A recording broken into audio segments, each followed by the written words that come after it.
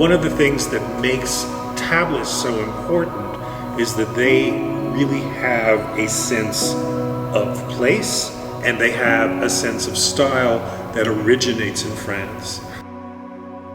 I saw that the Perrons and Bob Haas were seriously thinking about coming to the areas. Hosanna, this is great. A big-time producer of some of the best Rhones in the world could go anywhere, and they're looking at right here in our backyard. What he was right about, of course, was that Rhone varieties had a home here. We were growing grapes that people didn't know and couldn't pronounce. We were doing this in a place they hadn't heard of, and we were blending them into wine with French names that didn't mean anything. People were surprised when Tablas Creek released all these grapevines to the community. And their thing was always, hey, we need everybody to have this great material because if we're all better, we all benefit. Les premiers Rhone Rangers, les Bob Lindquist, les Edmund St. John's, les Ranagram, c'était les garages, quoi. My chapter on Tablas Creek in the book is called The Validator, and that really is one of Tablas's most important and lasting roles, to validate it in exactly the same way that Domaine Drouhin validated Oregon Pinot Noir exploration in the Willamette Valley, and in much the same way that Opus did the same in the Napa Valley.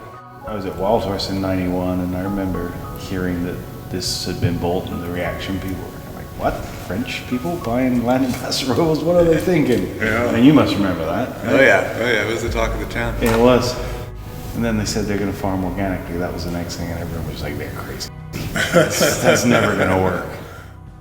In those days, Paso Robles whites, fat Chardonnay. Yeah. That was about it, and some sweet Chenin Blanc was all getting upset. So when they came with Grenache Blanc and Picpoul Blanc and Roussanne, it changed the picture. Back then, I imagined it happening much slower than it actually has happened. Now it's 200 and some wineries and all that. It's like, And most of those 200 are doing a Rhone something. yeah.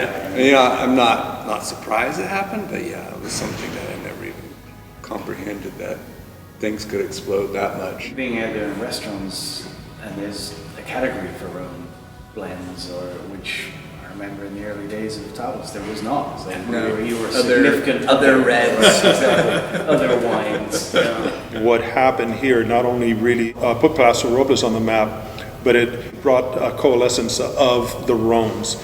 I don't think it would have happened without Bob and the Perrons making the commitment to what they did here. They have established Paso as a Rhone region. It's always held to the principles that were established by the Perrin family and by Bob's interpretation of the Perrins' philosophy of winemaking. And I think that that is extremely important to serve as a benchmark for the rest of the state. It's still kind of in its infancy, really, when you think about it. You think about a 30-year, which seems like a long time, but that in wine speak, that's really not a long time. Mm-hmm. It's right at the age at which the French start taking their grapevine seriously. Right. I have immense respect for is their sticking to their guns when in the early days, John will remember, you should just make Syrah and Viognier because nobody knows what all these varieties are. Right. This year I will put Muscadin in the ground, which is the last of the 13. Fabulous. Really, really appropriate for the 30th anniversary. Cheers to Bob. Cheers to Bob, Bob, absolutely. for all that you did.